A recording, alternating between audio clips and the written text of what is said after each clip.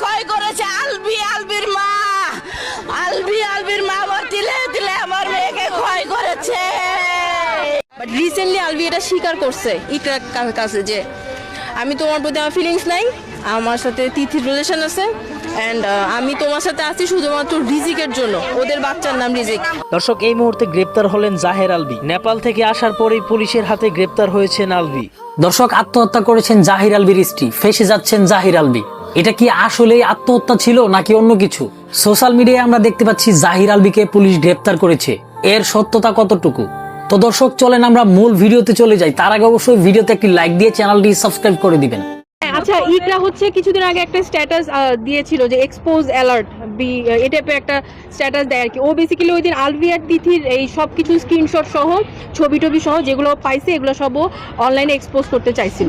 তো বেসিক্যালি ও যখন পোস্টটা দেয়, আমরা যেহেতু খুবই ক্লোজ ফ্রেন্ড, আমি আবার সাথে সাথেই ওকে আমাদের গ্রুপে একটা গ্রুপ আছে, ওই গ্রুপে হচ্ছে ভিডিও কল দিই যে তুই কাকে এক্সপোজ করতে চাস। তখন ও বললো যে আলবি। আচ্ছা, কেন, কি হয়েছে? বলে আলবি হচ্ছে তিথিকে নিয়ে নেপালে বার্থডে সেলিব্রেট করার জন্য গেছে। ওরা কোন রুমে আছে সেটাও আমি জানি, আবার সবকিছু কান্নাকাটি। তখন আমরা ওকে বুঝাইলাম যে এখন এই মুহূর্তে হুট করে যদি এক্সপোজ করবি, একটু ওয়েট কর, আগে রিজিক তো বাচ্চা, ওর জন্য তো এটা একটা ট্রমা হবে, একটু ওয়েট কর।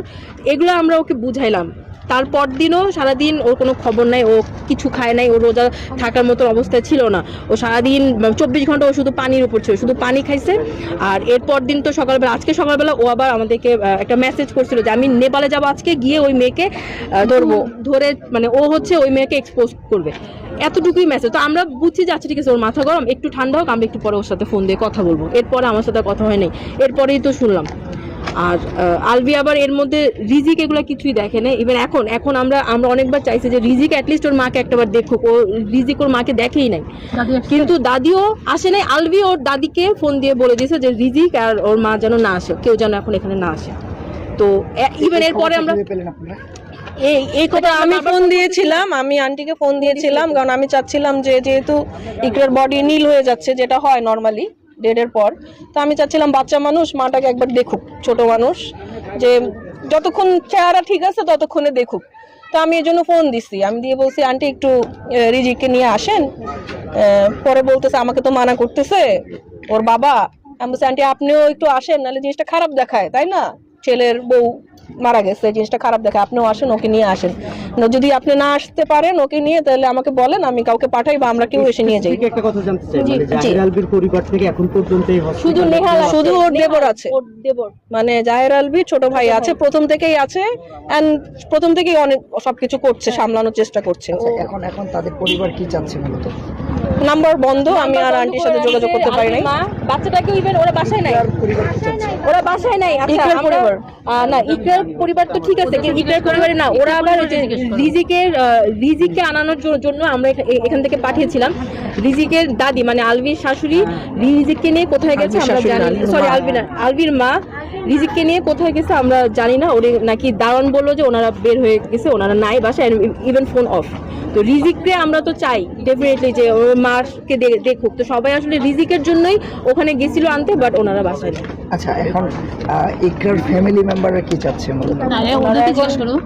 ওরা এখনো একটু ট্রমাতে আছে। আমরা আসলে একটু মাত্র একটু আগে আসলো আন্টি। জাহের আলবি কি ফোনে আপনাদের ফ্যামিলি রিলেটেড, মানে ইকরার ফ্যামিলি রিলেটেড কারোর সাথে কোনো কমিউনিকেশন? না, সে তো দেশে নাই, তার সাথে কমিউনিকেট করে ফেলে।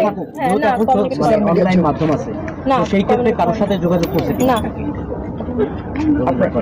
আচ্ছা, আরেকটা বিষয় সেটা হচ্ছে এই যে আপনারা কখন আপনারা খবরটা পাইছেন কয়টার সময় যে আসলে আমি 2টার দিকে আসছি, ওই টাইমে খবর পেয়েছি। ওই যে এসে বললাম যে দেশে দেখলাম ওখানে পড়ে আছে, মুখ টুক ঢাকা। পুলিশকে কল দিয়েছে? না, পুলিশকে ওরা আগেই কল দিয়েছে হসপিটাল থেকে। আমি আসার 10 মিনিট পরেই পুলিশ আসছে। তার মানে কি ঘটনাটা ঘটছে হসপিটালে, মানে ডেটটা?